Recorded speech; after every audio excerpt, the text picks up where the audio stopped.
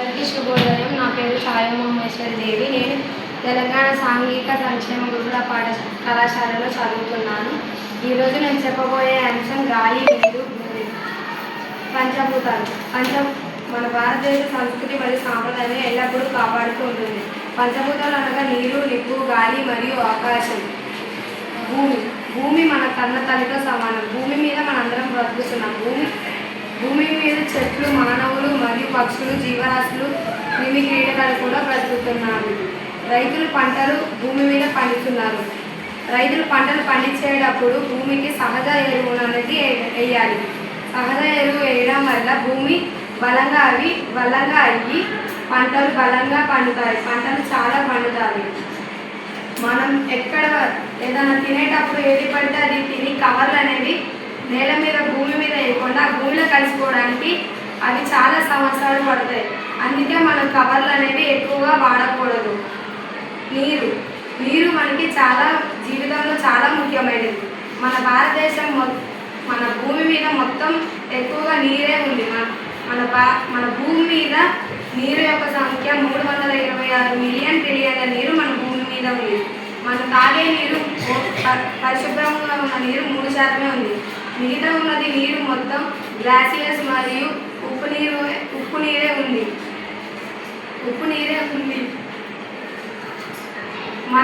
మనం నీరుని చాలా అదుపుగా వాడుకోవాలి. మరి పొదుపుగా రైతులు నీళ్ళ కోసం ఎంతో కష్టాలు పడుతున్నారు.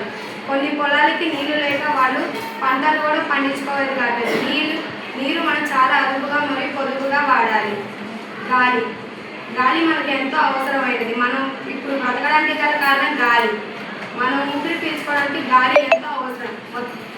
భూమి మీద గాలి యొక్క మొత్తం శాతం నైట్రోజన్ వాయువు 78% ఉంది. ఆక్సిజన్ వాయువు 21% ఉంది. మరియు హీలియం, అమోనియా మరియు ఓజోన్ వంటి గొప్ప వాయువులు మన భూమి మీద ఉన్నాయి. ఉదాహరణ హీలియం, నియాన్ వంటి వాయువులు ఉన్నాయి.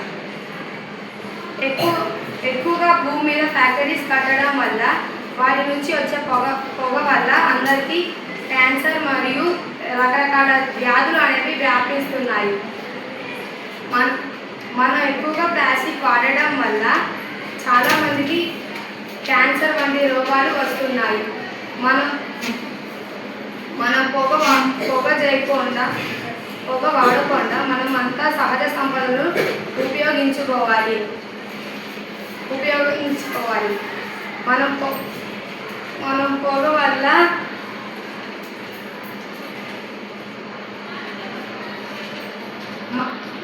మన గాలి అనేది ఊపిరితిత్తులకి ఎంతో అవసరం. కానీ ఇప్పుడు ఉన్న కలుషితమైన గాలి ఊపిరితిత్తులని దెబ్బతీస్తున్నాయి.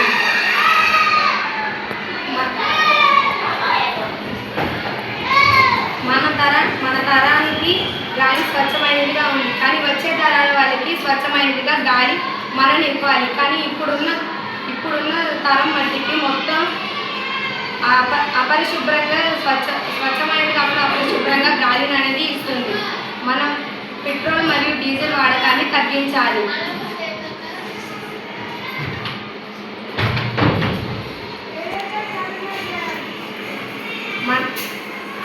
మనం ఎక్కువగా గాలిని ఉపయోగించుకోవాలి. అంతేగాని అపరిశుభ్రంగా వాడుకోకూడదు. గార్బేజ్లు మరియు డంపింగ్ యార్డ్ల దగ్గర చెత్త చాలా ఉంటుంది. కానీ దాన్ని మనం ఎప్పటికప్పుడు కాలబెట్టుకోవాలి. కానీ దాన్ని అట్లా ఉంచడం వల్ల చాలా జంతువులు అనేవి వాటి కవర్లను అవి ఇవి తిని చనిపోతున్నాయి.